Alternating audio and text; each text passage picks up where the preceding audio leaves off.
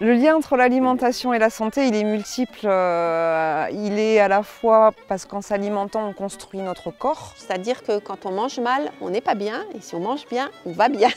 Moi, c'est mon grand leitmotiv, on est vraiment ce qu'on mange. L'idée, c'est vraiment se réapproprier son alimentation, soit parce qu'on va la produire soi-même, soit parce qu'on va utiliser des circuits courts pour trouver une alimentation de proximité et de qualité. Mais au-delà de la nourriture purement de survie, il y a aussi la nourriture plaisir, santé. Ça nourrit la créativité, ça nourrit l'imagination. Je veux produire mes légumes. Je ne supporte plus d'acheter ces légumes au supermarché, les tomates qui arrivent du Maroc ou sous serre de Hollande, bourrées de pesticides. Enfin, je veux dire, la malbouffe, il y en a marre, quoi.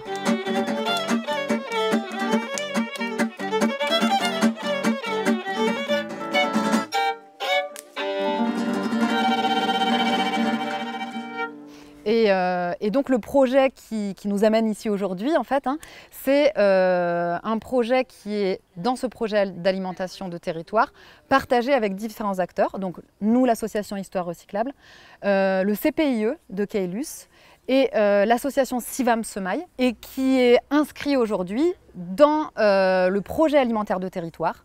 Qui est le projet porté par le pays aujourd'hui, le pays Midi-Quercy. Là, dès que c'est dans la partie maturation, on va peut-être le faire 1 ou 2 fois avant que ça soit vraiment dégradé, mais on le fait moins souvent qu'ici.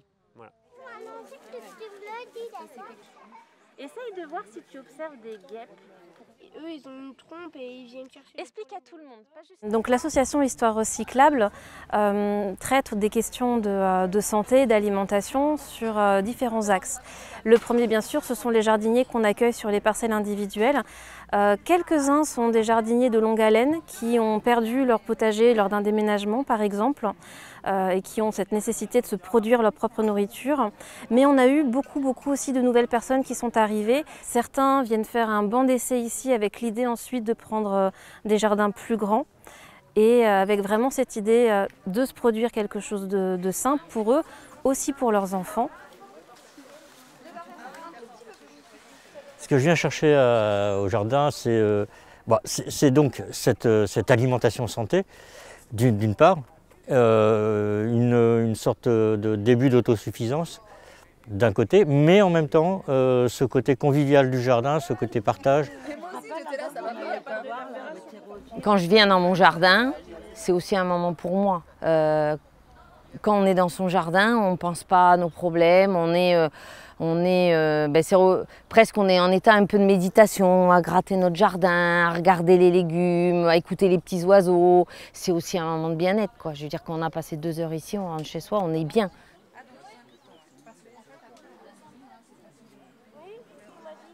On est quand même sur un territoire rural mais précaire.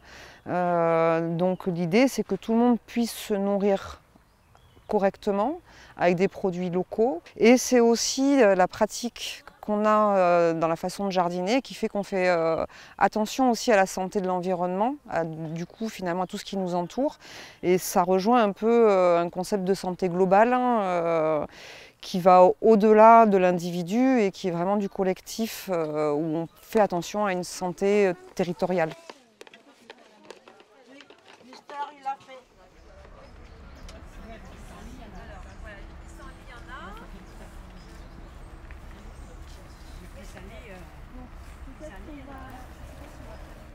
Aujourd'hui, du coup, on est dans la cour du château de Nègrepelisse où le Centre d'art et de cuisine nous a gracieusement invités à venir faire cet atelier. On a commencé par une partie dans la nature sur l'île de Nègrepelisse. La première partie de l'animation, c'était donc une cueillette de plantes sauvages comestibles.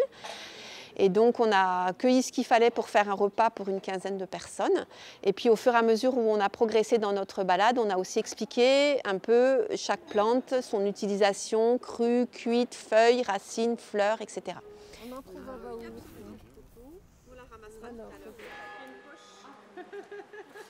Maintenant on est dans la partie préparation du repas. Aujourd'hui on fait un repas 100% cru.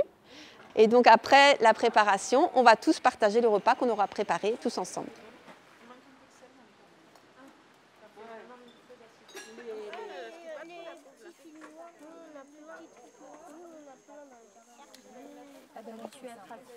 Ces jardins-là, ça permet peut-être à des familles avec des faibles moyens de pouvoir manger des bons produits et de rester en meilleure santé. Et puis la satisfaction de produire ces légumes, de les manger, ils ont une autre saveur déjà, et puis on sait ce qu'on mange, quoi. Et puis on est fiers, on a travaillé, on a passé du temps sur notre jardin et on récolte les fruits de notre labeur. Bah oui, en fait c'est ça, on prend à la fois, on prend soin de la terre, on prend soin de nous parce que là, on va rentrer dans un domaine philosophique, mais bon, on n'a qu'une seule terre, il faut la protéger. Et voilà, l'idée, c'est vraiment de faire du lien. Et c'est par le pays, en fait, qu'on fait ce lien-là, parce que c'est eux qui nous mettent autour de la table, en fait. Voilà. Et du coup, on se sert du pays pour pouvoir se retrouver, pour pouvoir construire ensemble des projets autour de l'alimentation. On concrétise localement des projets d'ampleur plus régionale, nationale ou voire même internationale sur l'alimentation et le lien justement avec la terre, la production et la santé.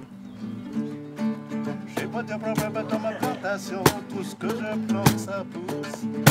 J'ai pas de problème dans ma plantation, tout ce que je plante ça pousse. J'ai planté concombre, concombre a bien poussé. J'ai planté tomate a bien poussé. Oh, j'ai pas de problème dans ma plantation, tout ce que je plante ça pousse. J'ai pas de problème dans ma plantation, tout ce que je plante ça pousse. J'ai planté haricot n'a pas poussé. Oh, j'étais allé chez Vival pour en acheter. Oh, j'ai pas de problème dans ma plantation, tout ce que je plante ça pousse. J'ai pas de problème dans ma plantation, tout ce que je plante ça pousse.